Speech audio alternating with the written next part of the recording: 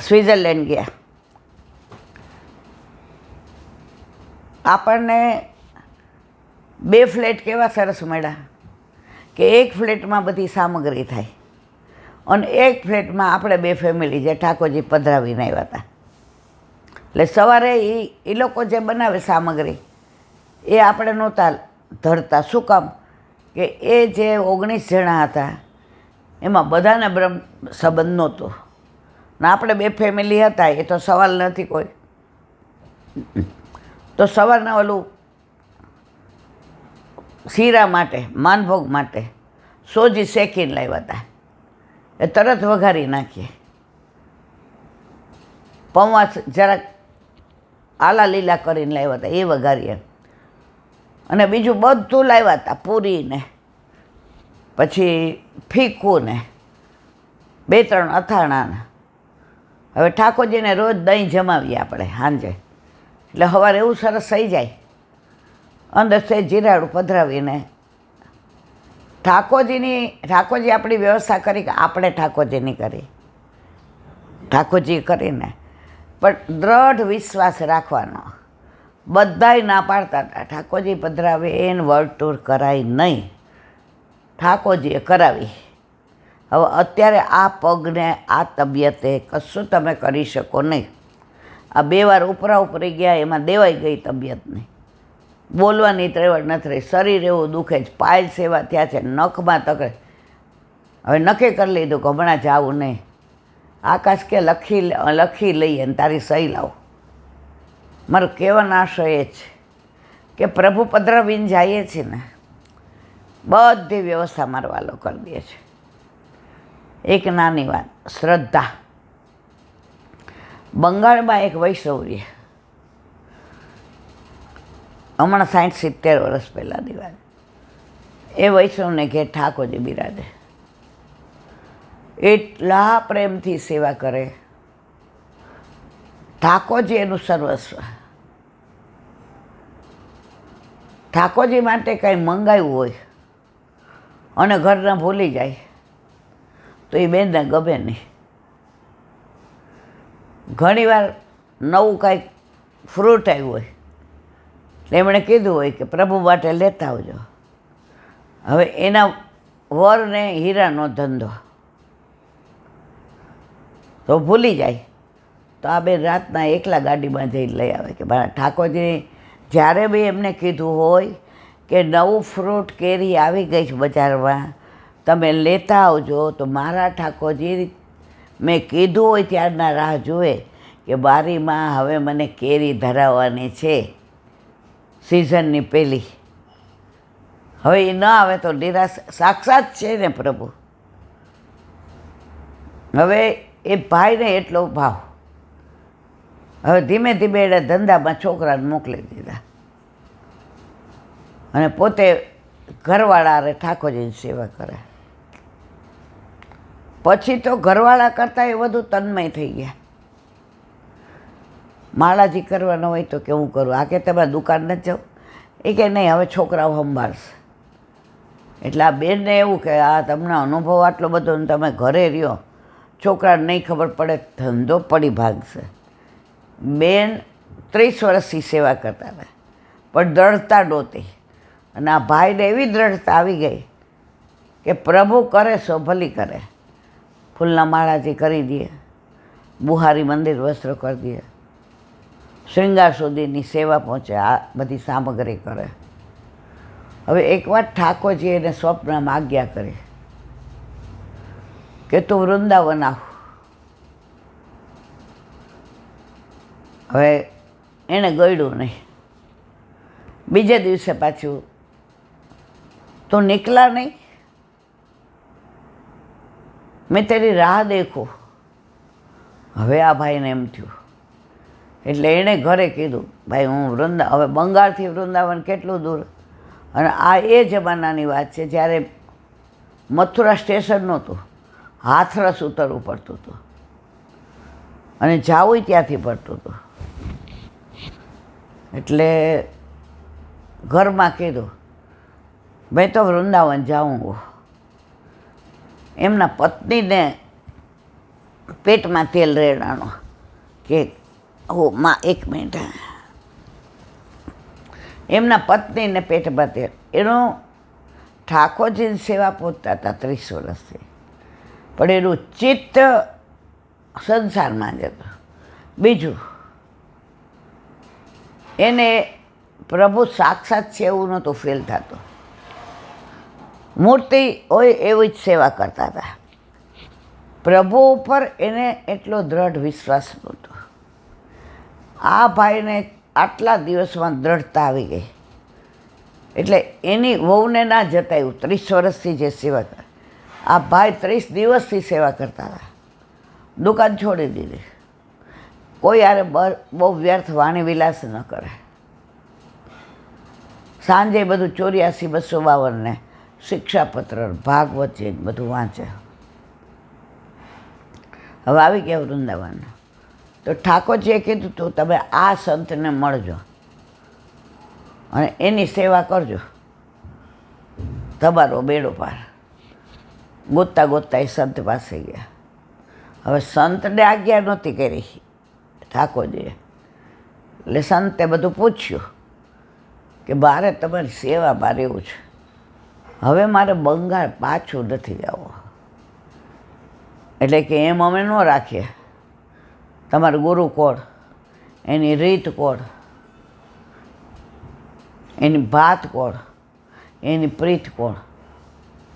એટલે આ ભાઈ કીધું મને ગુરુ કોણ એટલી ખબર છે, અમારી રીત ને અમારું દરેકનો એક મંત્ર હોય. આપણો કેવો શ્રી કૃષ્ણ શરણમાં, તો એ કે તમારે કોઈ હશે ને મંત્ર? એ કે એ નથી ખબર. એ કે ગુરુ કોણ? એ કે એ ફોટો પડ્યો છે મારે, મારી બાએ અમારા મંદિરની ઉપર રાખ્યો છે, એટલે એ બહુ ખબર નથી. તો કે તમારા ગુરુ એ તમને ઠાકોરજી પધરાવી દીધા, તો કઈ રીતથી સેવા કરવાની? એ કે અમે કરીએ બાળકની એમ સેવા કરીએ છીએ. તો કે ક્યારે આરતી કરવાની, ક્યારે વેણું ધરાવવાની, ક્યારે ઋતુ પ્રમાણે સેવાય, બસ. એ કે એ કાંઈ નથી ખબર. એ કે જાઓ પાછા આ બધું જાણીને લખીને લઈને આવો, પછી આ સેવામાં મારી નહીં પણ ઠાકોરજીની સેવા માર્યો. ઓલાને ગમ્યું નહીં, એને વ્રજ એવું ગમી ગયું હતું કે વ્રજ છોડવું નહોતું. ગુરુની આજ્ઞા થઈ એટલે નીકળવું જ પડે. વ્રજ વાલું રે વૈકુંઠ નહીં આવું. આખા રસ વિચાર કરે, મને કોક આ બધું કહી દે તો મારે છોડવું નથી.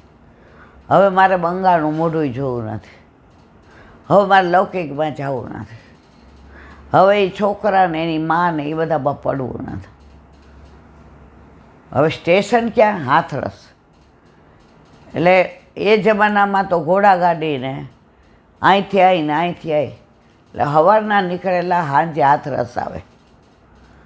હવે જેમ જેમ વ્રત છૂટતું જાય એમ એના હાથ પગ ધૂળતા જાય, એ ઠંડી લાગે, એને બોલવું ન ગમે. સવારનું એણે કાંઈ ખાધું નહોતું. પછી હાથરસ જેવી ટ્રેન આવી તો ટ્રેનની સામું જોવા માંડ્યા, બેઠા નહીં. એને વ્રજ છૂટતો તો એ નહોતું ગમતું. હવે તો ટ્રેન 2 દી પછી આવે, ફ્રીક્વન્સી 2 દિવસની પછી હતી. આપણે અમદાવાદથી શરૂઆતમાં આવ્યા, રન્ના પાર્ક મકાન ભાડે લીધું, લાઇટે નહીં ને પંખાએ નહીં ને કશું જ નહીં. હવે એકવાર બસ જતી રહે, હવે નોકરી મારી લાલ દરવાજા પોસ્ટ ઓફિસમાં, પછી 1.5 કલાક આવે, ફ્રીક્વન્સી જેવી. પછી તમારે હવે આપણે 10 વાગ્યાનો નોકરીનો ટાઈમ હોય તો તમે 1.5 કલાક પછી જાઓ એટલે તમને CL જ ગણવી પડે. એટલે બધાય રન્ના પાર્ક તમે જુઓ, જેટલા રહેતા હતા અને બસમાં જવું હોય એટલી લાંબી લાઈન લાગે કે બસ ભરાઈ ગયા પછી આમ બોકડાઓને ભરે એમ ભરે, પણ તોય જવું પડતું હતું. હવે 2 દી પર ટ્રેન આવે એટલે આણે વિચાર કર્યો ત્યાં સુધી પાછો હું વ્રજમાં જઈને રહું. હવે અહીંયા ગુરુને ઠાકોરજી આજ્ઞા કરી કે તમે મારા સેવકને કેમ પાછો મોકલો છે. બધા ઠાકોરજીએ કીધું તમે કેમ મારા સેવકને, મેં આજ્ઞા કરી હતી કે તું બંગાળ છોડીને વ્રજમાં જા. એટલે આ ગોડિયાસરણ તો ગભરાવાઈ ગયા, પ્રભુ મારી ભૂલ થઈ ગઈ, હું એને શોધવા જાઉં છું. એ કે તમે બેઠા છો ને ગાદી નીચે જુઓ એના ગુરુ કોણ છે, એની રીત કોણ છે, એનો મંત્ર કોણ છે. ગુરુએ કાઢીને જોયું તો ઠાકોરજીએ બધું લખીને મોકલું હતું. એ કે હવે તો લઈ આવો, મળી ગયું ને. ગુરુ શોધવા નીકળ્યા, માણસોને ન કીધું કે પ્રભુએ આજ્ઞા કરી છે. આ કેવો વૈષ્ણવ. બધે ગોતતા ગોતતા ઓલાને ટ્રેન ન મળી. ઓલાએ વિચાર કર્યો કે સંત મહાત્માને કહીશ કે 2 દી રહેવા દો. ગાડી ચૂકાઈ ગઈ. 2 દી પછી પાછી મારી ગાડીમાં જાય. અહીંયાથી એ નીકળ્યા, અહીંથી સાધુ મહાત્માની 2 અધવચ્ચે ભટકાયા. અરે હું તને શોધતો તો ક્યાં ગયો તો? એ કે આવું છું, ગાડી ચૂકી ગયો. એ કે હવે ગાડીએ બરાબર આવી ગયો છે, આવી જા, મને ખબર તું કોણ છું. ઠાકોરજીએ મને કીધું તને આજ્ઞા કરી હતી સ્વપ્નમાં? એ કે હા, મને કીધું તું અહીંયા જા અને આ સંતને મળજે. હવે વ્રજ છોડીને તમે મને મોકલતા હતા, હવે તો મારું ખોડિયું જાય, મારો આત્મા તો અહીંયા જ રહેશે. તો જો તમારી શ્રદ્ધા દ્રઢ હોય તો ઠાકોરજી તમારા ઉપર કૃપા કરે છે ને કરે છે. એમાં કોઈ શંકાનું સ્થાન. કાલે હોલમાં પેલા વ્રજવાસી ભાઈ આવ્યા હતા. એટલો સરસ 1.5 કલાક એણે સત્સંગ કર્યો. એ કે એક રાજા હતો અને આ ભાગવત વાંચવાવાળા શાસ્ત્રીજી 50 વર્ષથી આ ભાગવત વાંચે અને રાજા સાંભળે. એમાં દરેક જગ્યાએ આવે કે આ ભાગવત ધ્યાનથી સાંભળો તો તમને મોક્ષ મળી જાય. એક દી રાજા બગડ્યા. એ કે હારા 50 વર્ષ થયા તને વાંચતા ને મને સાંભળતા 50 થયા, તો કેમ મારો મોક્ષ ન થયો? શાસ્ત્રીજીએ જવાબ આપ્યો એ સાંભળવા જેવો. એ કે હું લૌકિક અપેક્ષાથી અહીં આવતો હતો, બંધાયેલો હતો લૌકિકથી કે રાજાના ઘરે ભાગવત વાંચું એટલે સૌથી વધુ દક્ષિણા મને મળે. દિવાળી આવે એટલે તો પાર નહીં, એટલું રાજાજી ઘર ભરી દે. અને બધાય મને સલામ કરે કે રાજાને ત્યાં તમે, અને તમે તમારા રાજથી બંધાયેલા છો. તમને એવું થાય કે બાજુમાં ચડાઈ કરું તો આ રાજ મળી જાય, આ બાજુ ચડાઈ કરું તો આ રાજ મળી જાય, હું આ બધાનો રાજા શહેનશાહ થઈ જાઉં. આપણે 2 બંધાયેલા ને રાજા. હું લૌકિક સંસારની આ વસ્તુથી બંધાયેલો, તમે તમારા સ્ટેટસના માનથી, તમારી નગરીથી બંધાયેલા. હવે 2 બંધાયેલા હોય તો છોડે કોને? એક છૂટું હોય. હવે મારા જેવા શાસ્ત્રીજી ખરેખર કોઈ પણ અપેક્ષા વિના, પૈસા લીધા વિના, કોઈ પણ વસ્તુની અપેક્ષા વિના હું તમારે ત્યાં ભાગવત વાંચતો હોઉં તો તમે એવું માનો જ ના ફલિત થાય. 500% ફલિત થાય ને થાય. આ નથી થયું 50 વર્ષથી. એનું કારણ મારી લૌકિક અપેક્ષાઓ અને તમારા લૌકિક બધી આકાંક્ષાઓ, મહત્વાકાંક્ષાઓ. હવે આમાં મારો ક્યાં વાંક છે મારા વાલા?